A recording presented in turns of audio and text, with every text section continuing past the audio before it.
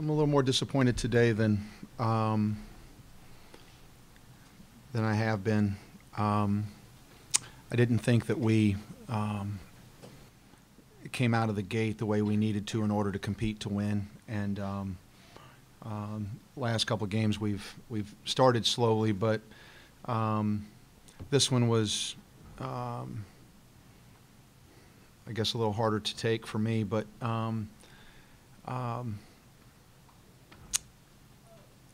you know, you spot a team 20, and it's going to be hard to get back from that.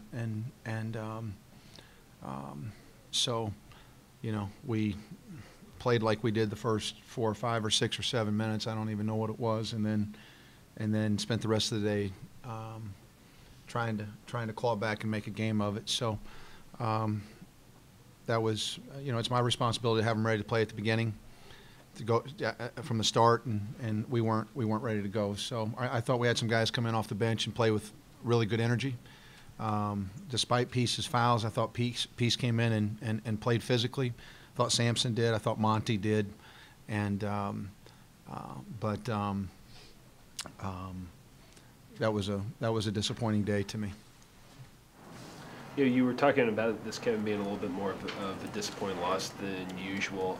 Is the fact that Georgia Tech was probably one of what seems like at least one of your all's more winnable games here in ACC play, does that factor into it all? Well, I mean, yeah, I think that there are games that you look at and you say, okay, you know,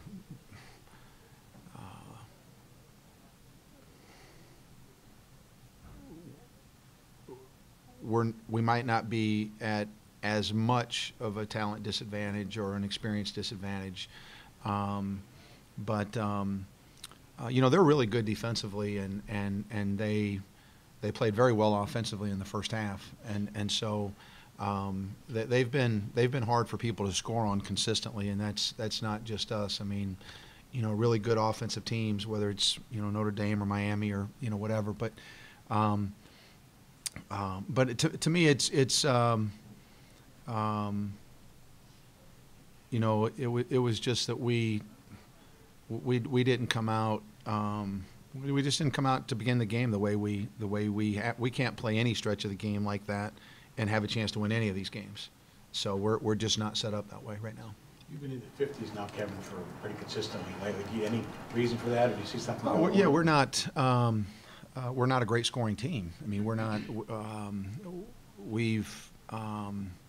There's a lot of pressure on our perimeter guys because we don't score a lot of points around the goal, and so we need to make shots. We need to get the floor spread and be able to get it into the paint some, so. You know, we're just not we're not a great scoring team, and we particularly struggle to come up with easy baskets. That's where, you know, that's kind of what allows you to score sometimes is you get easy ones, and we have a hard time creating easy ones. Kevin, do you feel like this team is making progress, though? I mean, can you see the improvement in the players and the way they're playing? I mean, I think that's the key. Yeah, I think that's the key too, and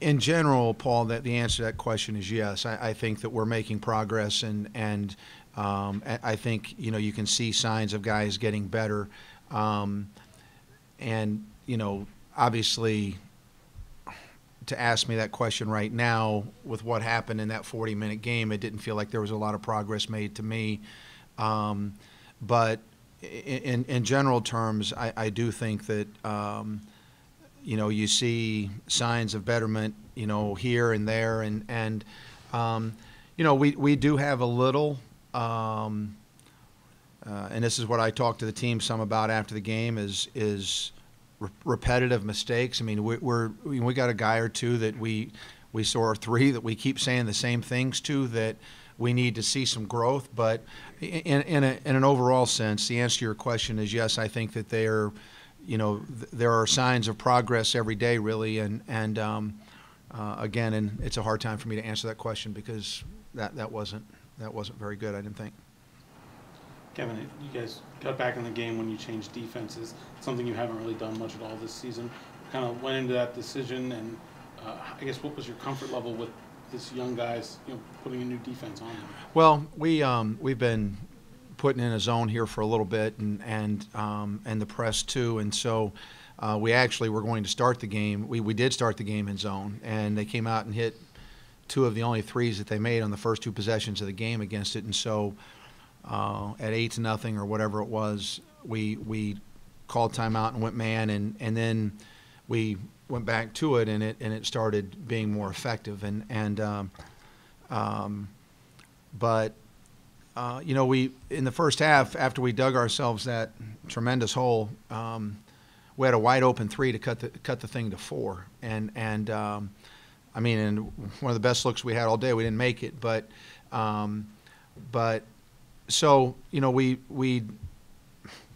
after we started playing the way we needed to play, we fought and got back into the game and tried to disrupt them a little bit by pressing and playing zone and go back man, go back zone, and we tried to switch back and forth to whatever we thought would work there. Got into some foul trouble, which didn't help either, but yeah, it's something we've been working on. We just haven't used it as much as yet as we thought we would.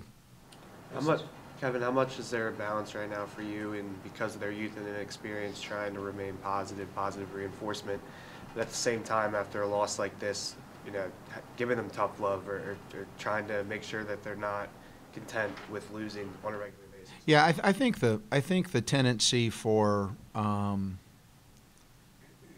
young guys and because is to get internal a little bit and start thinking, well, just kind of get into their own mindset of thinking instead of the team mindset of thinking, and I think that's the biggest thing that we've got to be careful of here is that the guys that we need to continue to reinforce one another and stay positive with each other, because again, it's about we want to win. It's about making progress. It's about getting better, and there's a fine line certainly between continuing to be encouraging and if there's a reality check that needs to be had at certain times, but again we're just a work in progress, and there haven't been very many times this year where I've felt like I would call into question our intent or our effort or anything like that.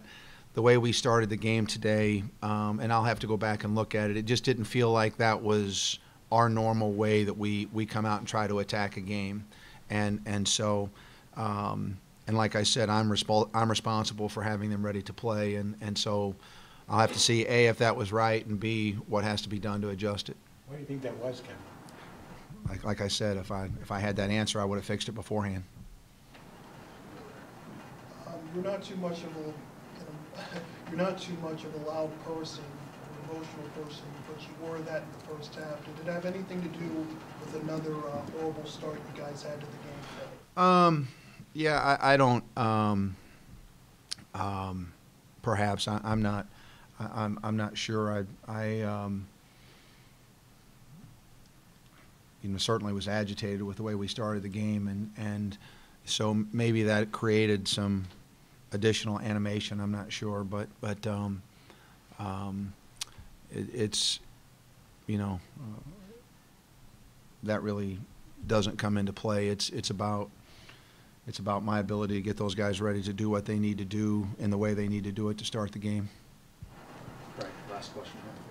This is your all's fifth straight loss, Kevin. Those games have come by a combined 104 points. Where do you feel like your guys are mentally right now? Having gone through all of those losses, and after this game, what was your message to them? What was sort of the overall mood in the locker room like? Well, I mean, they're down, of course. We're all down. This is not fun for them. It's not fun for me. It's not fun for our fans, so my message was the same as my message always is, and that is the only way that we're going to, or the best way that we're going to get through this is by knowing how to react to adversity and knowing that that requires more togetherness, not less, and more team mindset, not more me mindset. And like I said earlier, I think that that's the tendency for young guys as they start going internal and start thinking about themselves. And again, I don't have reason to believe that our team is doing that, but that's the danger when you get here. I mean, I've been here before. Most coaches have, and so I think it's just a matter of trying to make sure that they understand the need to stay together and the need to continue to get better and keep our eye on what's important for us, and that's progress and togetherness. You seem, on the show the other night, you seem pretty positive Ryan would get the medical red shirt. You still feel that way? Yeah, it's really, most of that I think is just a numbers game, and he's under the numbers, so, or he's at the numbers, so yeah, I don't think that there's any question that he'll get that. Monty, what did you guys see starting out the game, with the Georgia Tech big run? It's hard to start out a game down 21-1. You can't really spot a team that many points and really expect that everything's going to be easy coming back from that. We just try to fight as hard as we could for the rest of the game, chip at it every 4 minutes at a time, and really do our best to try and get back in the game. Jared said after the Duke game that kind of you guys didn't come out with the right energy, and Duke had more of an energy for that. Why? How did it translate, 2 in a row? Was that an emphasis coming into the game to come out with more energy, and then why do you think you weren't able to? Well, we try to treat every game the same, whether it's Duke, Georgia Tech, doesn't matter the name of the jersey. We try to come out with the same energy at the beginning of every game. It just didn't happen today for us, and they jumped on us early, and that kind of set the tone for the rest of the game. It really must be frustrating as you guys allow, looking to combine 2 games, and the last 2 games you were allowed to combine 33 points before scoring your first basket. Is it not? I wouldn't say frustrating. I think we just need to clean up a few things. It's when you're playing so many young guys, it's got to really figure out how to start a game and how to keep the momentum going from the jump, and try and do everything we can to stay in the game for as long as possible. From a win-loss standpoint, Monty, Georgia Tech's probably one of the weaker teams that you guys are going to play the rest of this season. Kind of knowing that, how much more of a sense of urgency was there going into a game like this? Like I said, we treat them all the same. We know, or I know, in college basketball, any night, any team could beat any team. So, we try and come in with the same energy, game plan for each team, and really do everything we can to get the win, no matter who it is. It seemed like you guys came back in the first half when you changed defenses, went to that full court look. Is that something you guys had practiced for them, or was that just an on-the-fly change? That's something we've been practicing this week. We try and change it up, give teams a different look. I think the press really slows teams down and, shortens the shot clock. By the time they get across half court, I think we got a 10-second violation one time, and gives them a shorter shot clock to work with and change up the defensive look a little bit. Last question. They had a good bit of success on the glass. What do you attribute that to? They fought a little bit harder than us at the beginning. I think we could have done a little bit better off the jump to set the tone, really get into our box outs, and really let them know that they weren't going to get any easy rebounds. I think we did it well against Duke. Didn't have the same, same success with it today. First off, it's a good win for us. I thought we played well from the start of the first half and played well the start of the second half. Pitt made a really good run there in the first half with changing some of the defenses, but Pitt's a good team. I know they're young. They're going to be really good. And Pitt's a hard team to play against because they're very well coached. They run really good offense. They're sound. They're disciplined. We were fortunate that we started the game really well and got a nice lead. And so I knew going in this was going to be a hard game. just the amount of actions that they run and all the good things that they run. It's a hard team to play against, and so, and look, they're young, so, and that's another thing. So us getting an early start helped us get some momentum going, and obviously gave us a lead, gave us some cushion for the rest of the way. But really proud of AD Abdoulaye Gay, number 34, with the way he played. Other than his technical foul, he played. He had a nice game, and I just thought overall it was a good team effort.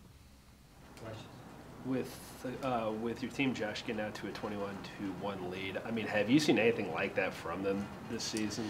Here's what I would tell you. I've told everyone, that where we're at, and even, that this is going to, when I took over, this is going to be a major rebuild. And I thought this year 2 was going to be the hardest year, part of the rebuild. However, we got injured and we had all kinds of things pre-Christmas. And so I really have told people that if we could be judged post-Christmas, if somehow we could petition and not count the games pre-Christmas, because we were playing with like 7 different teams in a sense. And so we finally have gotten to start to practice, starting to get our team together. And so we've gotten better post-Christmas. We have improved. And what we've improved in is the way we've started both the game and the half of the second half. We've gotten really better at that. We're in pre-Christmas. Our starts, both game and the second half, have been poor. So today, we had both good starts, and we needed the cushion. I think our next stage is are we able to, when we have someone down, to keep them down, not allow them to get back in. And today, Pitt was able to get back in once again, and some other opponents have done that against us. So that's something that we've got to continue to work on. But that we really started well the first half, and I thought we've practiced well, and I just think how we've practiced has turned into how we've played. Just the way the rebounding went, you showed a lot of effort. Yeah, I looked at the stats, Ken, and